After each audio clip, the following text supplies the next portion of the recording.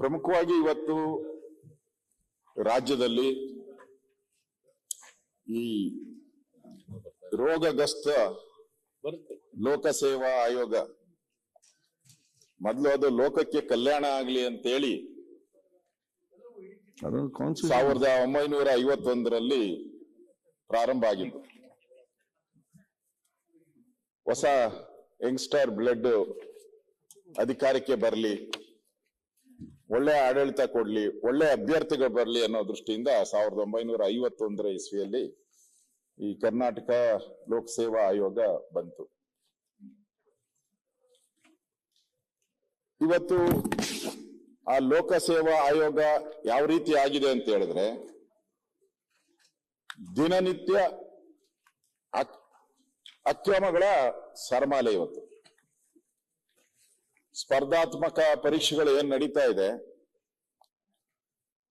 ಅದರ ಹೆಸರಲ್ಲಿ ಗೋಲ್ಮಾಲ್ ಹಾದಿ ಬೀದಿಗಳಲ್ಲಿ ಮಾತಾಡ್ತಾರೆ. ಇವತ್ತು KPSC ಅಂತ ಹೇಳಿದ್ರೆ ಹಾದಿ ಬೀದಿಗಳಲ್ಲಿ ಮಾತಾಡ್ತಾರೆ.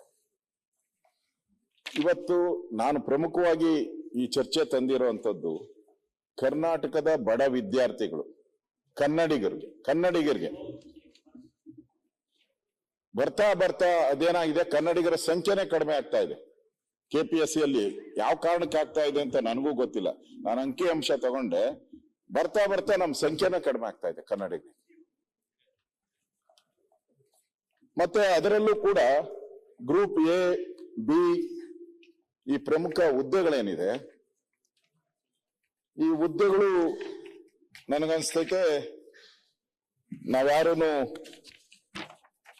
ಹೇಳಕ್ಕಾಗಲ್ಲ, ಆ ಪರಿಸ್ಥಿತಿ ಇದೆ. ಹೇಳ್ತೀನಿ ಈಗ ಅದನ್ನು. ಈ ಸಂಸ್ಥೆಯನ್ನ ಪ್ರಾರಂಭ ಮಾಡಿದ್ದು ಇದು ರಾಜಕೀಯ ಹಸ್ತಕ್ಷೇಪ ಇರಬಾರ್ದು, ಜಾತೀಯತೆ ಬರಬಾರ್ದು, ಧರ್ಮ ಬರಬಾರ್ದು, ಸ್ವತಂತ್ರವಾಗಿ ಒಂದು ಸಂಸ್ಥೆ ಕರ್ನಾಟಕದ ಮುಂದಿನ ಭವಿಷ್ಯವನ್ನ ನಿರ್ಮಾಣ ಮಾಡತಕ್ಕಂತ ಅಸಿಸ್ಟೆಂಟ್ ಕಮಿಷನರ್ಗಳು, ತಹಸೀಲ್ದಾರ್ಗಳು, DYSPಗಳು, ಅಬಕಾರಿ ಇನ್ಸ್ಪೆಕ್ಟರ್ಗಳು, ಈ ತರದಂತ ಕೀ ಪೋಸ್ಟ್ಗಳೇನಿದೆ ಅದಕ್ಕೆ ಮಾಡಿರುವಂತದ್ದು ಇದು. ಅಂದ್ರೆ ನೀವು AC ಅಂದ್ರೆ ನಿಮ್ಗೆ ಗೊತ್ತಿದೆ, ವಿಭಾಗೀಯ ಅವರು ದಂಡಾಧಿಕಾರಿಗಳು, ತಹಸೀಲ್ದಾರ್ ಅಂದ್ರೆ ತಾಲೂಕಿನ ದಂಡಾಧಿಕಾರಿ, ಅಂದ್ರೆ ಮ್ಯಾಜಿಸ್ಟ್ರೇಟ್ ಪವರ್ ಅವ್ರಿಗೆ. ಆ ಮ್ಯಾಜಿಸ್ಟ್ರೇಟ್ ಪವರ್ ಇರುವಂತವ್ರಿಗೆ ನೀವು ಇವತ್ತು ಆ ಪರೀಕ್ಷೆಗಳನ್ನ ಮಾಡುವಂತದ್ದನ್ನ ಅಕ್ರಮ ಮಾಡಕ್ ಶುರು ಮಾಡ್ಬಿಟ್ರೆ ನಾವ್ ಎಲ್ಲಿಗೆ ಹೋಗ್ತೀರಿ? ಹಿಂದೆ ನಾನು ಒಂದು ಹಳೆ ಸಿನಿಮಾ ಭೂತಾಯನ ಮಗ ಅಯ್ಯೋ ಅಂತ ಪಿಕ್ಚರ್, ಬಹಳ ಅವಾರ್ಡ್ ಪಿಕ್ಚರ್, ಬಹಳ ಒಳ್ಳೆ ಪಿಕ್ಚರ್, ವಿಷ್ಣುವರ್ಧನ್ ಅವರು.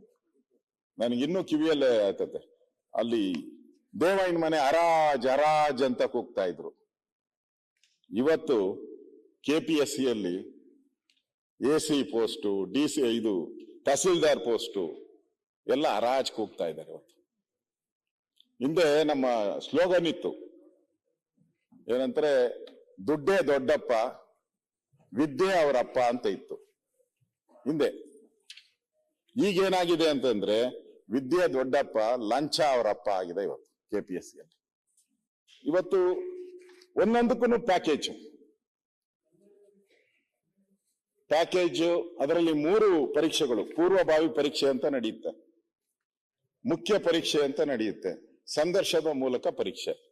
ಈ ಪೂರ್ವಭಾವಿ ಪರೀಕ್ಷೆಗೆ ಮಾರ್ಕ್ಸ್ ಜಾಸ್ತಿ ಇರ್ತದೆ, ಮುಖ್ಯ ಪರೀಕ್ಷೆಗೂ ಮಾರ್ಕ್ಸ್ ಇರ್ತದೆ, ಸಂದರ್ಶನ ಮೂಲಕ ನಡೆಯುವಂತ ಪರೀಕ್ಷೆಗೆ 25 ಮಾರ್ಕ್ಸ್ ಮಾತ್ರ ಇದೆ. ಹಿಂದೆ ಏನಾಯ್ತು, ಇದು ಅಕ್ರಮ ಆಗ್ತಾ ಇದೆ ಅಂತ ನಮ್ ಸರ್ಕಾರ ಇದ್ದಾಗ ಗೊತ್ತಾದ್ಮೇಲೆ ನಾವೇನ್ ಮಾಡಿದ್ರೆ ಅದನ್ನ 25 ಮಾರ್ಕ್ಸ್ ಇಳಿಸ್ಬಿಟ್ರಿ. ಮೊದ್ಲು ಓರಲ್ಗೆ 100 ಮಾರ್ಕ್ಸ್ ಕೊಟ್ಬಿಡೋರು, ಯಾರು ಬೇಕೋ ಪಾಸ್ ಮಾಡ್ಬಿಡ್ಬೋದಾಯ್ತು. ಅದರಲ್ಲೂ ಕಂಡೀಷನ್ ಹಾಕಿದಿರಿ, 8 ಮಾರ್ಕ್ಸ್ ಕಂಪಲ್ಸರಿ ಯಾರೇ ಇದ್ರು ಕೊಡ್ಬೇಕು, 22ರ ಮೇಲೆ ಯಾರಿಗೂ ಜಾಸ್ತಿ ಕೊಡಬಾರ್ದು, ಈ ಕಂಡೀಷನ್ ಹಾಕಿದಿರಿ. ಅದಕ್ಕೆ ಸ್ವಲ್ಪ ರೇಟ್ ಕಡಿಮೆ. ಇವತ್ತು ಪೂರ್ವಭಾವಿ ಪರೀಕ್ಷೆಗೆ ಎಷ್ಟು ರೇಟ್ ಹೋಗ್ತಾ ಇದೆ? 60 ಲಕ್ಷ.